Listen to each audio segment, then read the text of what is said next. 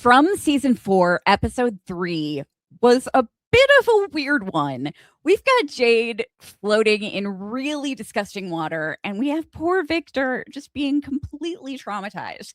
But there's lots of fun stuff and lots of bummers to talk about as well. So let's get into it.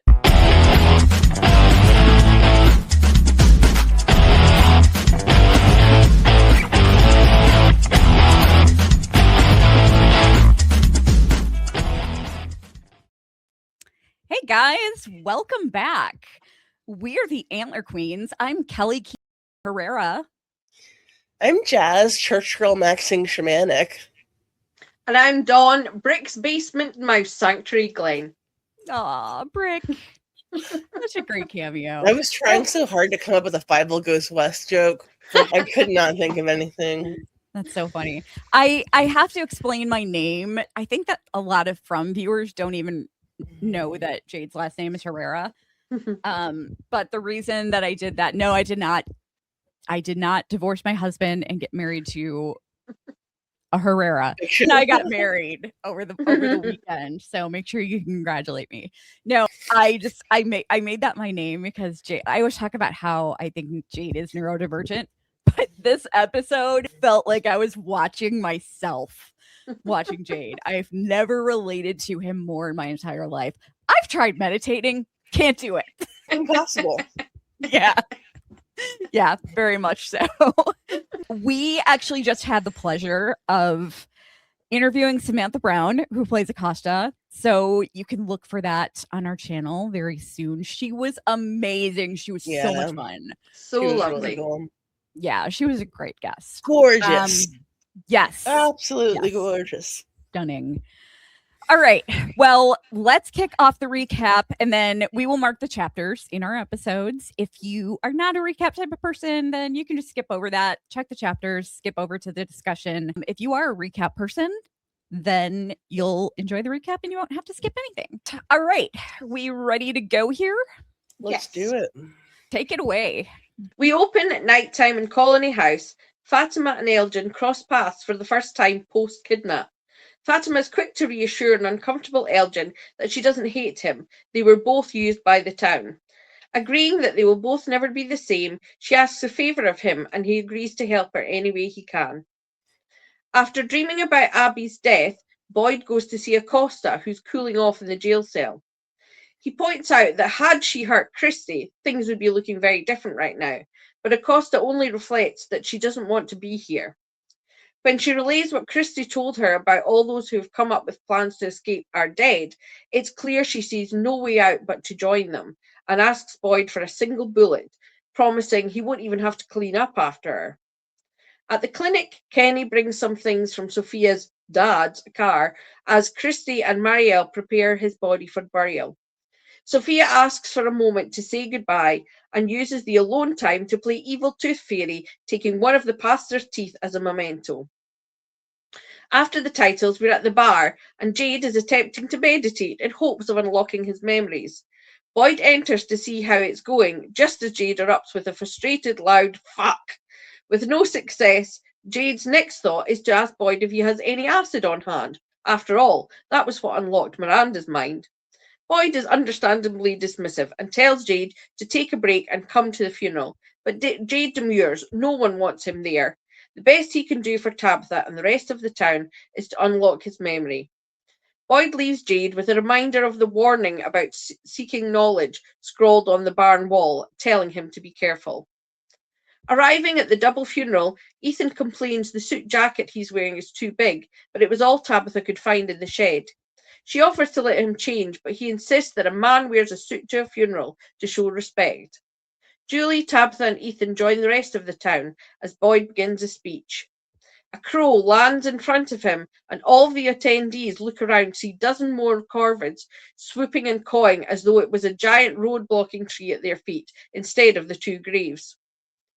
At the most depressing wake in history, Sophia sits alone in the diner watching the Matthews. Victor visits their table to gift them a drawing of the family at the RV. Tabitha thanks him, and Ethan asks if he can go to Colony House with Victor. Tabitha is reluctant to agree, but Ethan does not want to be there, and Victor promises to keep him safe. As they leave, Kenny sits down with Sophia, who asks him if the crow thing is a regular funeral tradition. When he says not so much, Sophia asks when things got this bad. Kenny realizes it all began when his dad died and the Matthews and Jade came to town. He's pulled away by Boyd, who wants an update on how Sophia is coping, but they are quickly interrupted by Julie shouting. She had attempted to bond as fatherless teens with Sophia, but Sophia insinuates that this whole situation is the fault of the Matthews family. Julie angrily confronts the confused Kenny, who tries to explain that that wasn't what he meant, but Julie storms out of the diner with Tabitha on her heels. Outside, she asks her mom if she thinks it is all their fault. Tabitha denies this, trying to soothe her grieving daughter. Julie observes the crows seem to be celebrating the funeral. They talk further as Sophia smirkingly watches intently from inside.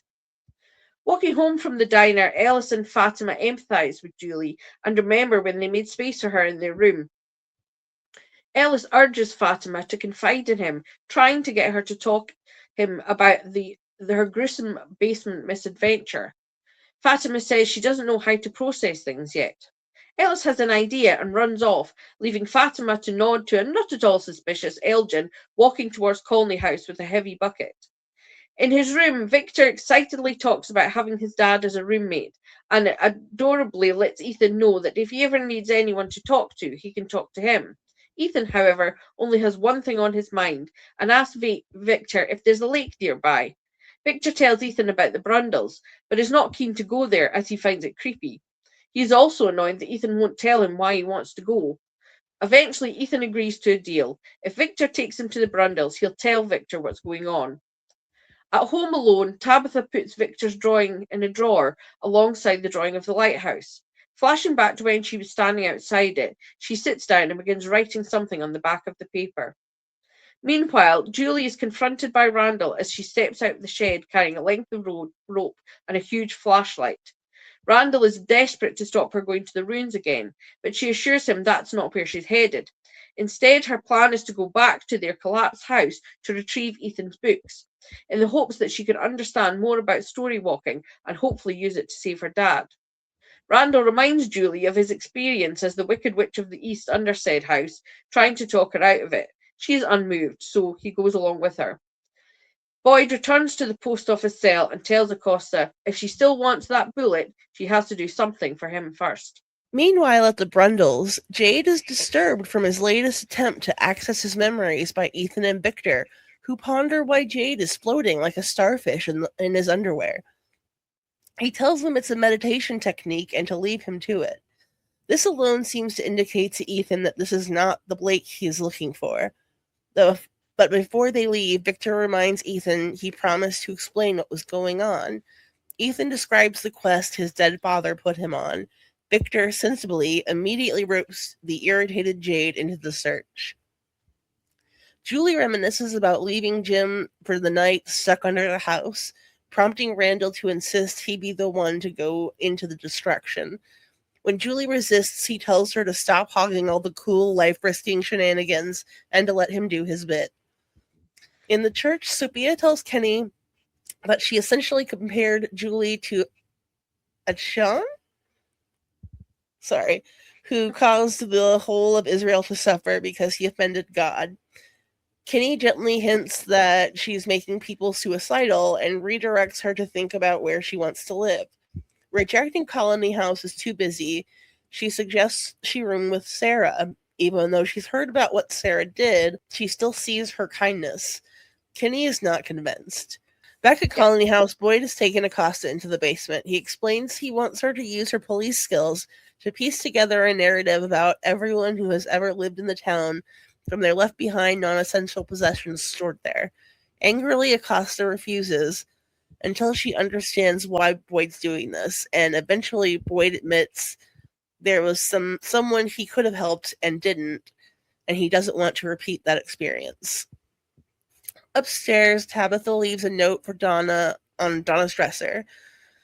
She's accosted by Henry as she leaves. He refuses to accept her reassurances that she's fine and insists on walking her home.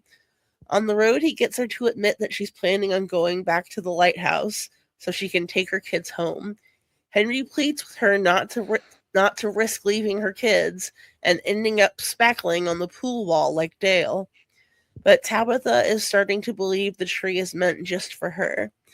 When Henry demands that she take him with her to the bottle tree, she nearly confesses her identity, but instead agrees to let him come with her.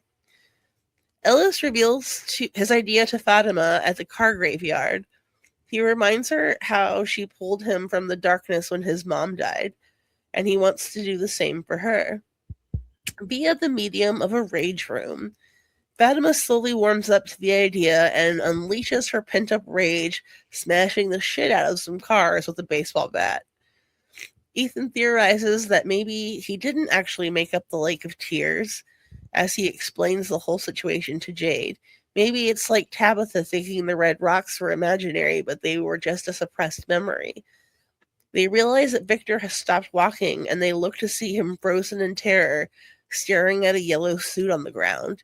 He wets his pants, and a crow lands, cawing in front of him, causing the terrified Victor to run off, leaving Jade and Ethan to look on confused. Matthew's ex-house, Randall stumbles upon the desiccated body of Brick, who has struck up a friendship with runaway Ralph.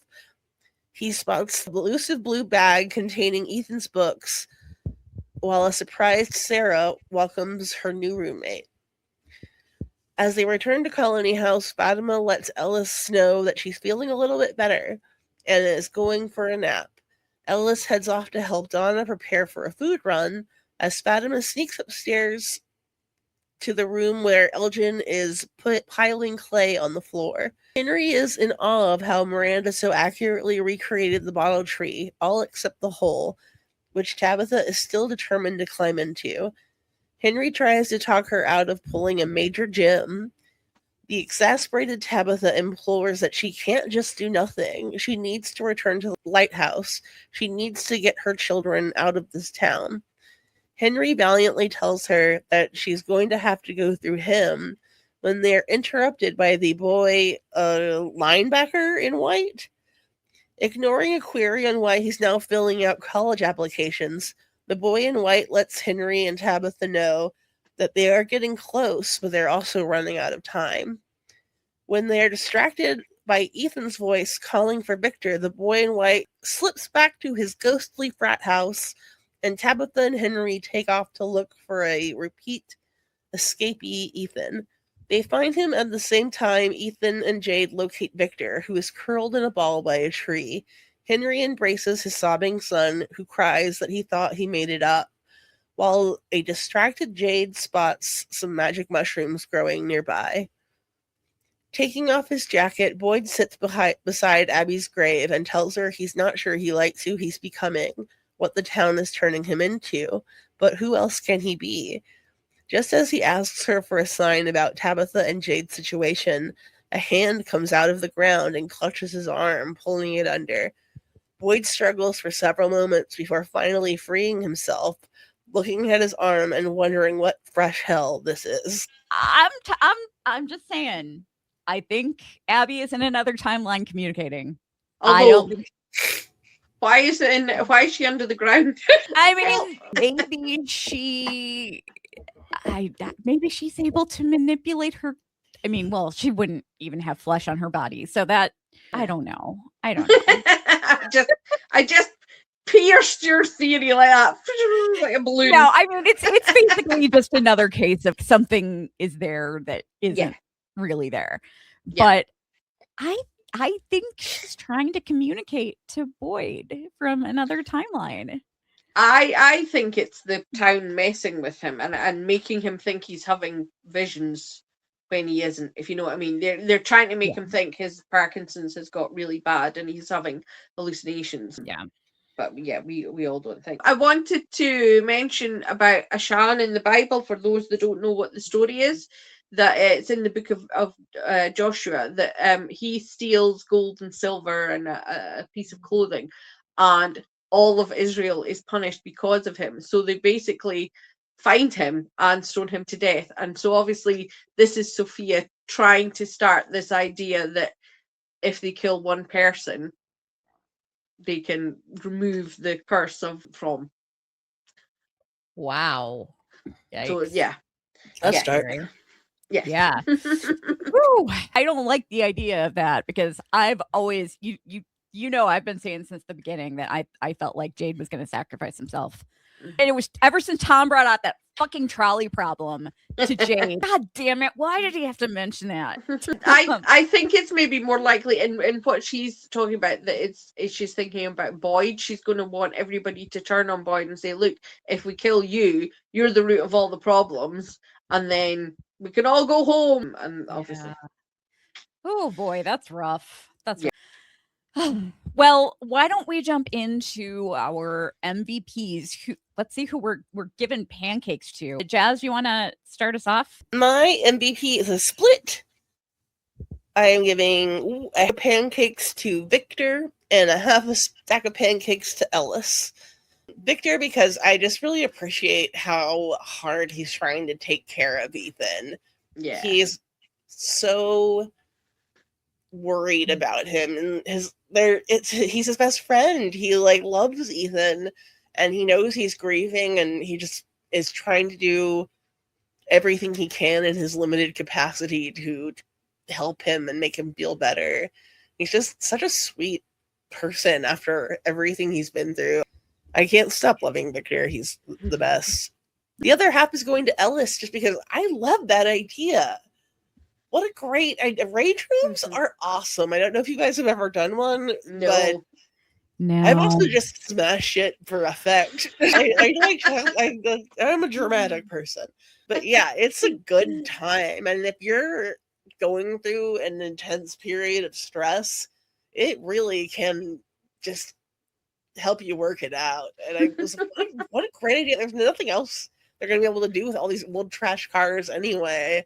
Very cool idea. I love him thinking outside the box and finding something therapeutic for Fatima since there's no therapist available. All right, Dawn, who's getting your pancakes this week? I changed my mind. There's another one where I've scored out 2 different names. But I've settled on Randall because of the fact he was willing to go back into this site of trauma for him, but also the fact he was just standing outside that shed, stopping Julie, stalking her, essentially. Waiting. Essentially, yes. Waiting, because he knows she's going to pull something again. And he was like, I'm not letting her out of my sight while she's in this state of mind. And that's really forward thinking to not react, but to preempt that she's going to do something. So he's an all-round good guy. After us talking about the Randall permanent box, here he is as an MVP again. I think this is his first time. Yes. I think this is a show first. Yeah, maybe. I am actually giving my pancakes to Randall as well. Yay. And not just because he had that's a great point that he had the foresight to follow Julie and because he was worried about her mental state. But also I loved that he wanted to go into the house for her, but he made it sound like it was about him, Yeah. I thought that was really sweet. Okay, Storywalker, let someone else do the cool shit for a change. I thought that was really sweet. He knew that she didn't want the responsibility of him getting hurt. So he's like, no, this is fucking badass. I want to do it. He gets my pancakes. Let's jump into our top 5s. Jazz, what's your number 5? The rage room scene. I wrote Fatima smash. I really like just Fatima getting back some agency. Yeah, she spent the whole last season. Speaking of which, so many people in the fandom are blaming Fatima for Tilly's death. Fatima did not kill Tilly. Smiley killed Tilly. Yeah. Fatima was not in control of her body. She even says that to Boyd. She was like I couldn't stop it. Couldn't control my arm. He took control of her body psychically. He killed Tilly. She still has to live with that. Her body was used to murder her friend. And that on top of everything else that she's been through, I'm really glad that she got to can reclaim a little bit of her own agency and just work through some of this trauma and grief that she's dealing with. One thing that I had wanted to bring up before when we covered episode 1 that I completely forgot to mention is when she took a shower in her clothes. Did you guys feel like that was because she felt like a stranger to herself? I didn't know why. I was like, do they all do that? There's only one bathroom, and it's like when they're on Big Brother or something and they're showering in their swimming costume. I don't know, or I just thought maybe she just couldn't bear herself to even the act of taking that off would somehow be taking off all the trauma that she's had, and I don't know. I couldn't imagine not wanting to get that thing off your body immediately. Yeah. Yes. Yeah, seriously. I mean, I've like after my car accident, I was actually when I got home from the hospital, when I was in the hospital, I didn't have to look at myself because I had bandages all over the place. But when I got home and I undressed for the first time, I was terrified because I knew I wasn't going to be able to stop myself from looking at myself. And besides, I wanted to take care of my wounds anyway. But like it was a traumatic process. Like having to look at myself in the mirror and like look at, I mean, it looked like somebody cut up my abdomen with a box cutter. And I'm just thinking, I wasn't sure if that's what was going on with Fatima. She was afraid to look at her body and see any kind of trace of what happened. Or that's a really good shout. Yeah. Yeah. So I was just kind of wondering about that. I'm sorry if that kind of went off. No, off the rails. No. Were you done, Jazz, or did you have? Yeah. Okay, Dawn. What's your number 5?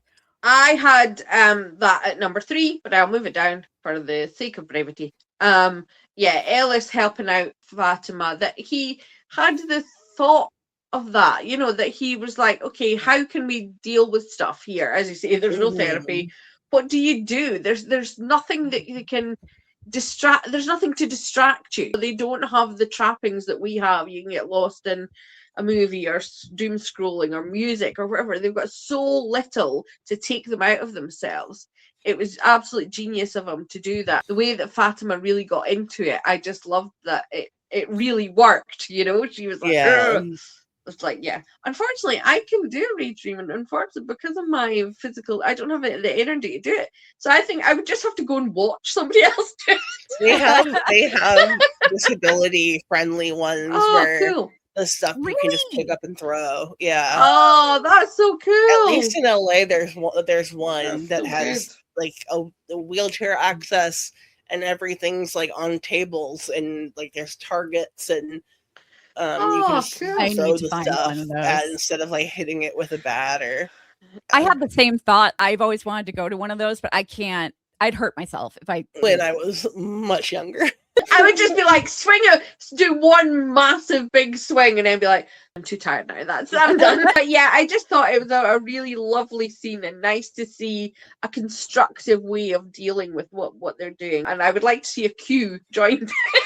Waiting outside. Everyone needs a trip to the rage room. Yeah. Pass that bat back. Let's let Boyd in there for an hour or two. So my number 5 is also the rage room, but I did not put it on my bottom 5s. I almost did. I put it on my top 5s because I love the idea, but it bugged the hell out of me that she had no way to protect herself with all that flying glass. Yeah. I was so scared she was going to get hit in the eye by a stray shard of glass. But that's what happened on Daredevil this week. Oh God. But yeah, that's my number 5. I mean, and I'm saying that from experience because my husband got really cut up. Yeah. But all right, Jazz, what's your number 4? The scene of Randall retrieving Ethan's books. This is the most I've liked Randall for sure. Yeah. It was very cool. Like I love the way they recreated the collapsed Matthews house set. I loved the brick. Like yes. Like his corpse would not be that desiccated by this point. It has not been that long, but I thought that was very like cool touch. And I just enjoy Randall not being a freaking douche and actively looking out for Julie, anticipating her moves, and trying to keep her from hurting herself. And I feel like maybe focusing on Julie is helping him get out of his own head a little bit, which is nice. Like, I really thought it was a cool scene, the way he got under everything. I didn't understand why he stopped to go through the books. Because he found the bag. The books are in there. You don't need to read the titles, but other than that, I thought it was an excellent scene. Dawn, what about you? Yeah, we're gonna be same for samesies. But it was what specifically you mentioned, Kelly, about the way that he knew that if he was continuing to say, I need to protect you, it's too dangerous for you, you can't, she's just going to get more and more angry and defensive. So he knew he had to change tact and just be like, okay, well, you're doing all the cool stuff, let me be the hero for once. And it worked, and she smiled, and I was like, we have known so little about Randall as a person beyond his reactionary behavior, and I think that the way he was there, we really get to see a bit more of him. Like he was taking that drone to his nephew. I can totally imagine him being like the cool uncle. And in this scene, I think we're getting to see more of who Randall really is without the defense, without these backup.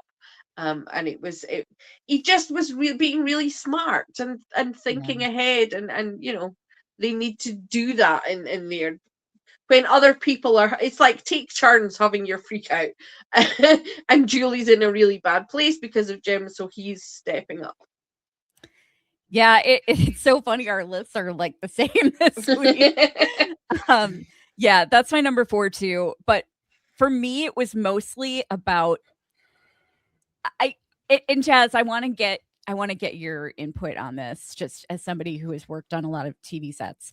Do you think they recreated cause you saw the walls with the writing on them and stuff? Do you think they recreated that, or do you think they actually kept those same set pieces right there? That is a tough question because it happened more than a season ago. I would feel like they would have torn that set down. Yeah. But it depends. It depends on like a lot of factors. So if the stages that they're using where their set is built, they just have rented consistently, then yeah, they left it up.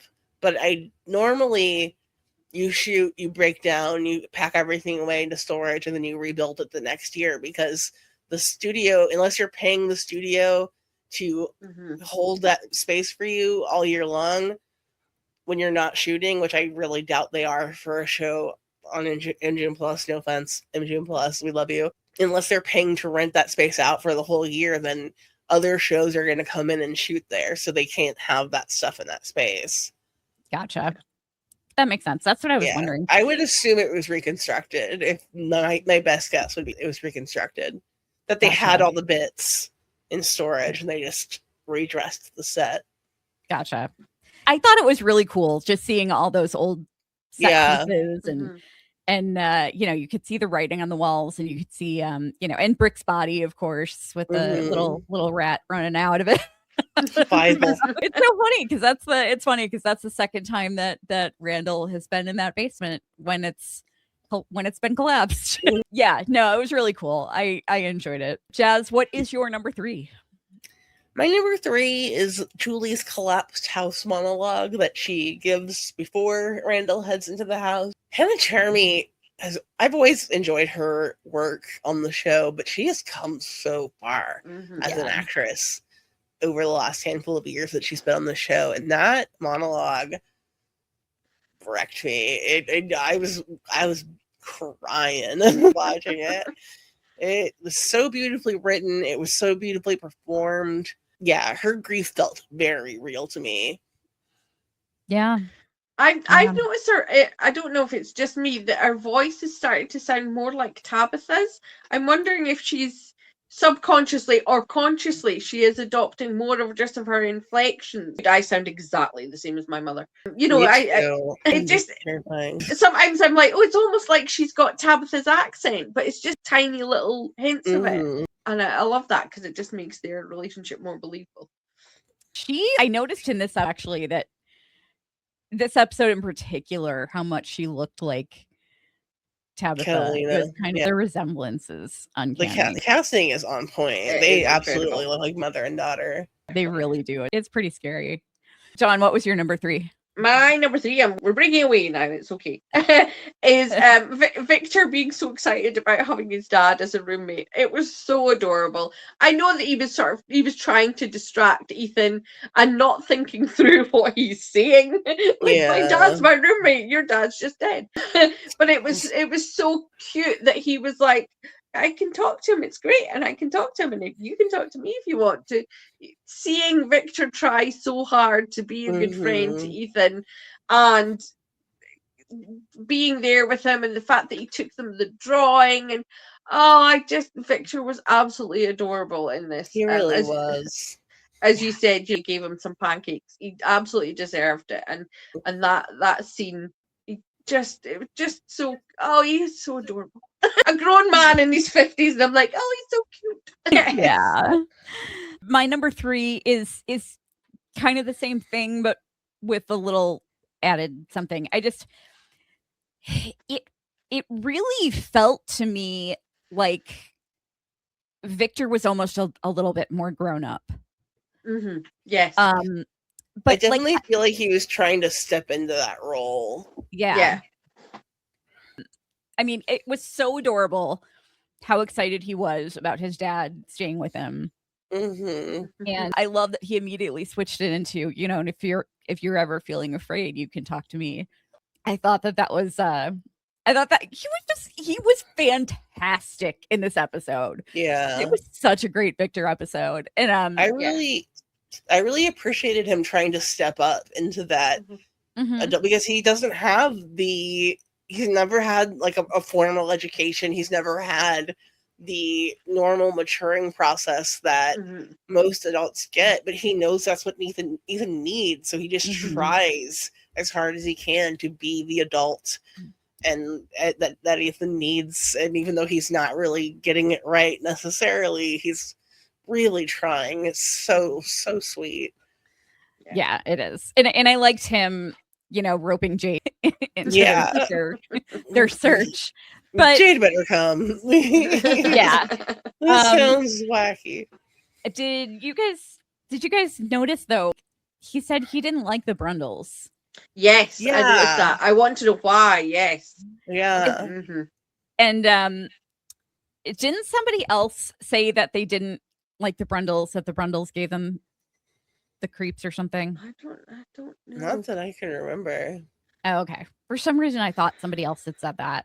But yeah, that's interesting. I dreamed about the Brundles, so there must be some significance of that location. I'm surprised that they go swimming in there because that water looks gross. The whole thing is just so. Ugh. Yeah. I don't think Jade has showered since he arrived in Fromville, though. He's nice and clean now. Yeah. Cleanish. Yeah. Swapped one dirt for another. All right, Jazz, what was your number 2? By the way, I'm going to have something more to say about the whole Victor thing later, but Jazz, what's your number 2? Fatima asking Elgin if he's okay. Starting off their conversation with her asking him if he's okay. Yeah. She's such a good person. Yes. I will defend her with my dying breath because she's truly never really done anything wrong. She really just tries her best to help people and care for people. And their whole conversation. Sai said at the beginning of the season, what are they going to do about that? If I'm Fatima, I'm the fuck out of Colony House. You cannot live here. And she was like, no, this isn't your fault. You were being manipulated by the town. Yeah. I understand what you were going through. It happened to me. It's happened to Sarah. It's happened to countless people.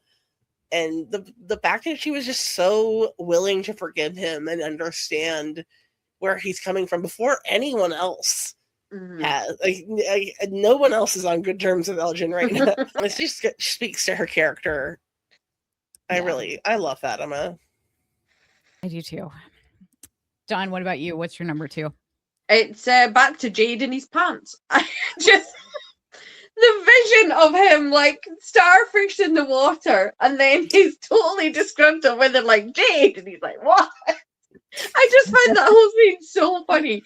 It's such a, they're Ethan's desperately trying, and they're like, by the way, hey Jade, Jim appeared to Ethan, and we've got to go and find the Lake of Tears. Come with us. Yeah. I just love the way that, Victor's shouting at him, and we've said before that, they are sort of, there's similarity between Jade and Victor. So when they interact like that, and how far Jade has grown, and that he's still grumpy and he's still like, what? But then he's there dressed and helping them, and not just going, get lost, I'm on my own quest. No, he immediately is helping. They really have brother vibes. Yes, definitely. My number 2 is the whole Jade meditation thing. I just loved it. Like when I saw him sitting there meditating in the bar, and he's just like, I was like, that is me. They just watched me trying to meditate and just copied it and wrote it into the show. I related to him so much in this episode, especially since I'm kind of those people where it's like, I'll do something that people think are weird, and people will be like, oh my God, what's she doing now? I'm one of those types, and that's how Jade is. And so I related to him so hard in this episode. But one thing I found so funny is that when the camera panned out to show Jade floating in the water with Victor and Ethan in the background, and when that shot was on the screen, Ethan was like, this isn't what I'm looking for. My magic lake of tears doesn't have Jade in his pants. This is killed just by looking. Ethan was surprisingly not looking for Jade in his boxers. Yeah, sorry, I'm using the British use of pants. I keep forgetting. Underpants. What's your number 1? My number 1 is Jade meditating. Both circumstances. I thought the scene of him in the lake was so funny. We've already kind of discussed it a lot, but yeah, I enjoy that he's trying. He's really he's like, the information is inside me. I know it is. I can get it out somehow. I don't think it's a great idea to pick random mushrooms in the forest, especially because that's not where you typically would find a psilocybin magic mushroom, because they generally only grow under cow dung. And yet it's obvious that the town placed them there for him to find them. It's super obvious. It was like an Alice in Wonderland, eat me, like, which I would not do in Fromville, but that's our Jade. He's an interesting fella. Yeah, definitely. Dawn, what's your number 1? It's Ethan connecting the dots and comparing things to Tabitha and the Red Rocks. I thought, what a little smarty he is, that he's saying, hey, maybe stuff is. He's just, obviously we know he's shared a lot of his experience from the books, and he's the one that's talking to Julie about story walk and all this, but he's just so switched on and shows he's listening to what everybody says and storing it away in his little head, and then going, hang on a minute, this is like this. And I love seeing that a little kid who is forever escaping and not being where he's meant to be isn't just, he's just there to be annoying and, help me, I'm in trouble, I fall down a well. He's so clever and is being active at trying to find answers. So I love that whole thing, that he was like, hey, my mom remembers this when she was small, so who knows. My number 1, it was such a quick little thing, but it's one of my favorite line deliveries in the show so far, when they found Victor and he was freaking out and he was like, I told myself it wasn't real, and he was sobbing. The way he delivered that, it was just perfection. He delivered that line so perfectly. Scott McCord is such a great actor. And that line delivery made me feel so many things. He sounded like a little kid. He sounded like a terrified little kid. Yeah. And realistic, not over the top or cartoonish or anything. And it was just, I believed him. It was like I believed that Victor was real and I'm just watching him fall apart, you know? Yeah. It was such a small, short moment, but oh my God, it was the just contrast between him trying to be competent adult Victor and the way that his terror just immediately turns him back into a child. Brilliantly acted. So genius. Absolutely. All right, so let's go to the bummer list. Jazz, who are you putting in the box this week? Tabitha. We're looking for a new co-host for I'm sorry. I do not think it's okay that she left a note for Donna because she doesn't want to be talked out of abandoning her kids and then tries to go abandon her. Her husband's dead. Yes. They've already been through this. She has no idea what could happen to Ethan and Julie while she's gone. Just saying, hey, Donna, watch my kids. Hope they make it is not cool. They've just lost a parent. You cannot disappear. The day they buried their dad, you can't just go off on a question. No matter how much you think it's going to help, you cannot leave them right now. And I just thought that's one of the worst decisions she's made. Really, I'm glad it didn't happen because I was really mad at her for even thinking about it. Today, you took some preparation, pack a bag, have a conversation with Julie. You talk to your fucking kids. You don't leave a note for Donna and just disappear. Not cool. I love Tabitha and I will forgive her for almost anything, but that was a terrible choice. Agreed. Dawn, who are you putting in the box? I hate to say it after we just interviewed her, but Acosta. Just because she's being self-destructive. They all are at different times, and so, but she's cooling off in the cell. She's had her escape attempt foiled, and not that it was going to take her anywhere, but that she just is like, well, that's it. I'm just going to end my life. Like, come on, girl. Look at everybody around you. Look at Boyd. Look at Jade. Look at Tabitha. What they're all going. Look at Fatima. Look at what they're all going through. And they're just trying to pull it through and get going. And you, up until this point, had believed that you had answers. You could try and do something.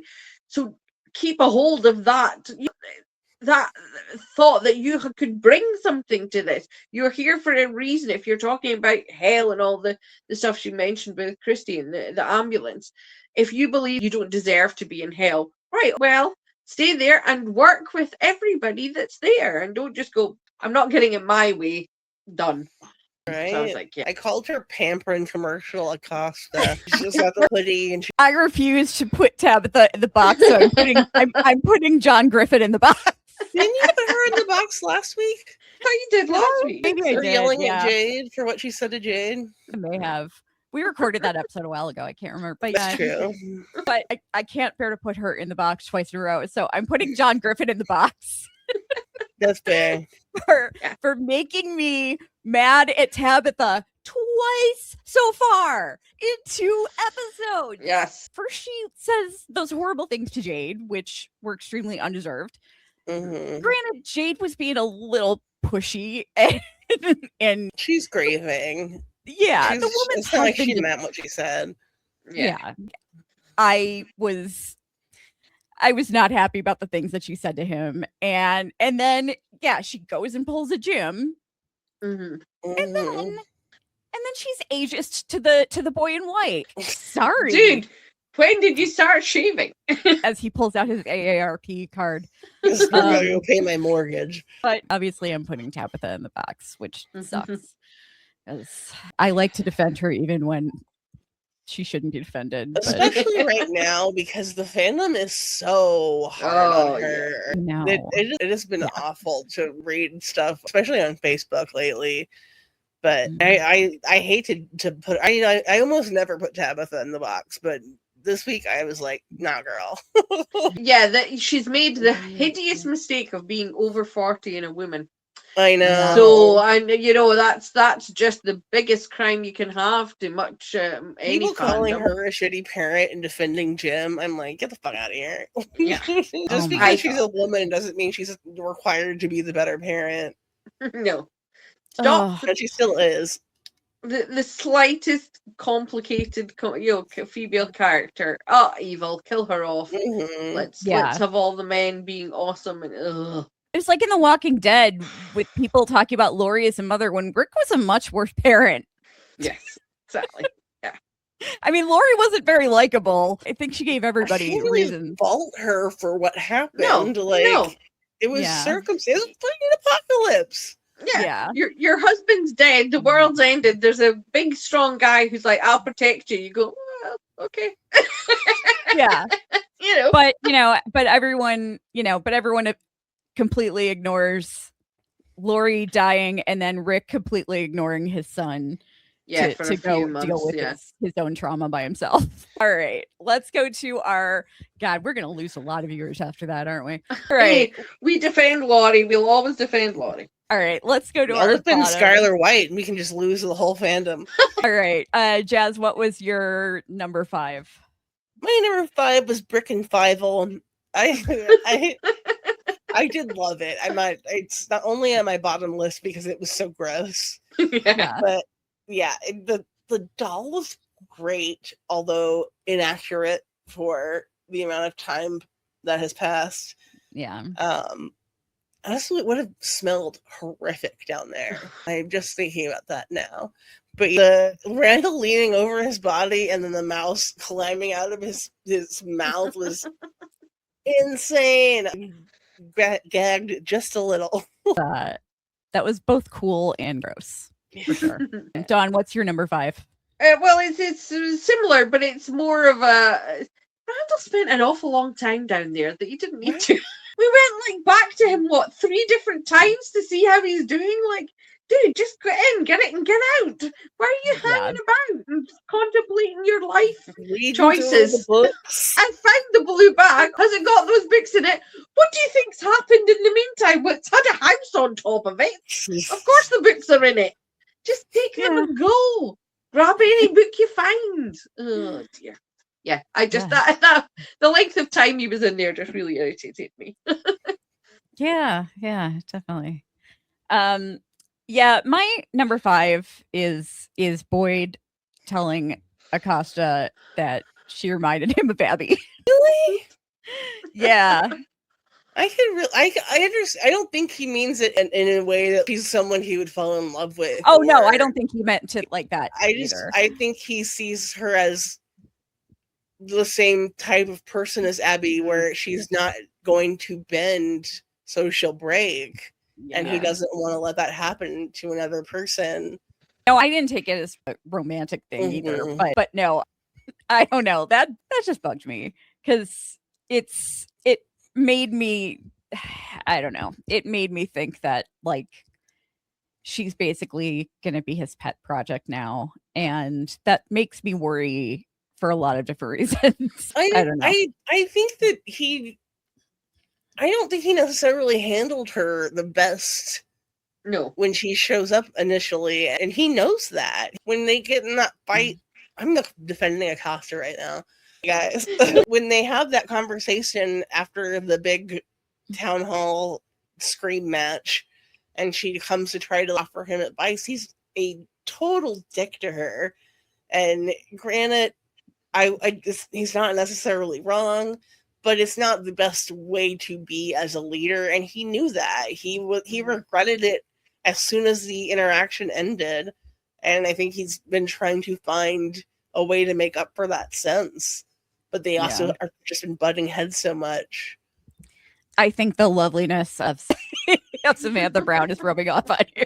She's really lovely. She was a lot of fun. I was telling Steve I might just come out and do like a Britta Perry from Community and be like, look, I hate cops. Jazz, what was your number 4? I do not like Sophia coming at Julie. I am enjoying Sophia so much. I love the performance of Julie. Julie. She's amazing. Everything she's doing is obvious. She's obviously a terrorist, but this is the first time I was like, really right now. It made me really mad. That wasn't cool. My number 4 is same but different. Is Sophia twisting Kenny's words with Julie, and the way that Kenny's like, oh wait, no, I didn't mean anything. I was like, no, Kenny. You've said this since episode 1, but I'm so scared for Kenny with Sophia, and that particularly, I just wanted to shout at Kenny. Can't you see what she's doing? You know, obviously we know a lot more than he does, but in that moment where she's like, hey, so whose fault is all of this? And he's like, well, be careful what you say, Kenny. That really just disturbed me. I'm like, oh no, I can see exactly where she's taking him, and I don't like it. My number 4 is, it's something that happens a lot in TV shows that I don't think happens nearly as often in real life. And that's one character says to another, I have to tell you something. And the other character doesn't stop what they're about to say, and they're like, what? No, they immediately go into something else. And that annoys me so much. It's just a personal annoyance. And that's what happened with Tabitha and Henry. I could totally see her deciding, you know what, maybe now's not a good time. Maybe she was like, Henry, I've got to tell you something. And then she decides, well, this isn't the right time, so I'll blow it off and save it for later. But I hate whenever a character says they have to tell them something and then the other character interrupts them. It annoys me because it's just such a tired trope. I understand that, because I would be like, I would never let it go. What was it you want to tell me? Yeah. What was it you were going to tell me? Can you Right. tell me now? That would totally just sit on my mind, and I would not be able to think about anything else. And if somebody said that to me. I'm glad that yes. I'm glad she didn't tell him though, because that would have been a really bad time, because then he probably would have gotten all freaked out and not stopped her from going to the tree. On you go, bye. Yeah. By the way, when the boy in white, I just wanted to mention, when the boy in white said that he didn't think that she should go through the tree, that it wouldn't take her to the tower. I think that's because she was supposed to go to the tower the first time to bring back Henry. And that's why. And so she has no need to go through the tower now. She does not need to go through the tower to save anybody. There's no purpose for her to go through the trees. She just had to go and bring Henry back. And I mean, that's just my theory. I don't know. I definitely think it was totally manipulated. Like that priest that she met, I'm convinced that he was manipulated to ask her what he did and get her opening I don't know whether it's for good or bad, but I definitely think it was her time there was totally manipulated by whatever control. All right, Jazz, what number are we on? 3. Okay. Costa would rather be dead than be incorrect. Girl. Pretty much, yeah. Everybody's wrong sometimes. Just learn to accept being wrong with grace. It's a much more attractive quality in a person. The fact that she's like, well, I was wrong, so I'm just going to go out in the woods and die. I can't handle being wrong in front of this many people. It's the ultimate cringe. She's literally going to cringe to death. I hate being wrong. I hate it. I love to be right. Being right is my favorite. But if I'm wrong, I will admit it, because it's the right thing to do. Yeah. Yes. President.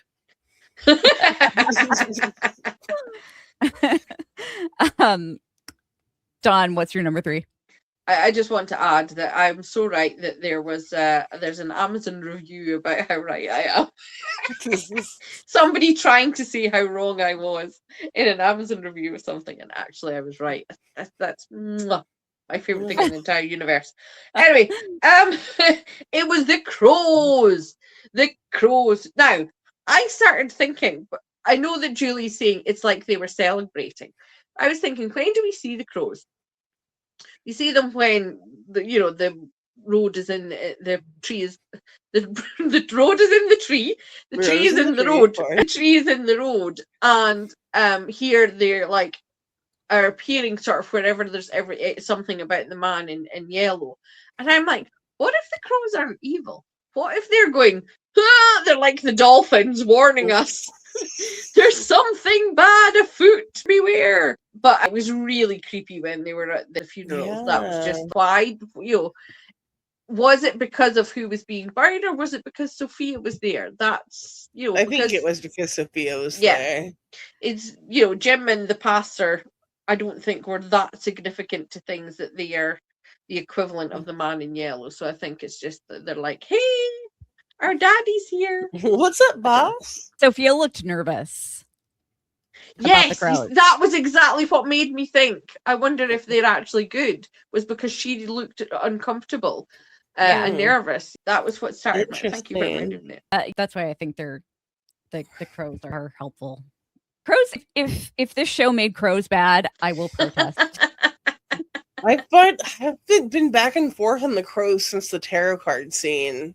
Yeah, because that was rough. Oh yeah, I forgot about that. With them bursting in and beating itself to death, and it was. Oh god, yeah, that was rough. Forgot about that. My number 3 is God, just seeing Victor so traumatized. That was awful. I just. It was not how I wanted to see my poor sweet Victor. He just seeing that yellow suit just tore him up. It did a number on him. Yes, that's brutal. That reminded me of. I think I've talked about this before. The TV program Thread that is like the day after. It's the British equivalent of the day after, about nuclear war, and everybody remembers one scene when the bomb drops. And there's a woman standing in the middle of a street in a shopping centre, and you just see her wetting herself. And everybody remembers that because it's like, oh! So it totally reminded me of that. It was almost the same shot, with the trouser leg. It wasn't like, oh, yeah, so I'm traumatized, just doubly traumatized. Yeah, seriously. I hated that. Victor, yeah. All right, Jazz. I had that at my number 1, but I'll bring that down to my number 2. It crushed me to see him so distressed. He's been doing so well. Like, he's been in a very good place mentally since he and his dad have started to get along, and he's accepted him being there. And he was really adulting in this episode, and to see him like regress in a snap, it was so sad. And Henry comforting him just broke my heart. It was that scene was brutal. I am excited to see where it goes, because obviously Victor knows something about the man in yellow. But it was really sad. Yeah, absolutely. Dawn, what's your number 2? It's what Jazz spoke about earlier. It's Tabitha doing a gym, as I wrote. What are you thinking? Why? And the fact she wrote a letter to Donna and chickened out was just like, no, I know you're in a bad place and you're desperate to help your children. Going into a tree and ending up who knows where is not how to help your children. Even more, and without even asking Donna, by the way, would you like to be godmother to my children? I'm asking you by leaving you a note saying I'm walking into a tree to my uncertain death. I just was so annoyed at Tabitha that she went down that mental thought process, or rather didn't think it through at all and just did it without thinking. So Tabitha, don't. My number 2 is, we've already talked about it, but Sophia twisting Kenny's words and pissing off Julie, like that was just not cool at all. She's really been fucking with the Matthews family. I don't like it. Stop I think it's because they're important. The more significant they are, the worse she's going to mess with them. Definitely. All right, Jazz, what's your number 1? My number one is Demon Dentist. That scene was so fucking gross. I'm big. I love gore. I like gross things. I think that's why I enjoy horror so much. But the sounds of her pulling the tooth from that man's mouth, they will haunt me the rest of my days. Yeah, it's pretty gross. It was real gross. Dawn, what about you? What's your number one? As a British person, snap. I have terrible teeth, really bad teeth. I've had 2 teeth taken out there. I've had all my wisdom teeth. Actually, 3 of my wisdom teeth taken out when they were through. It wasn't an operation. They were just... So I know that sound so well. Yeah. I have heard that sound. Fair play to her. She's got a strong grip because I'm trying to, a slidey with tooth just fingers. Yeah, she didn't have a pair of pliers. The dentist has put his foot on your chest with a pair of pliers, but she just but there was the noise. It was absolutely the noise. Dying to know what the Foley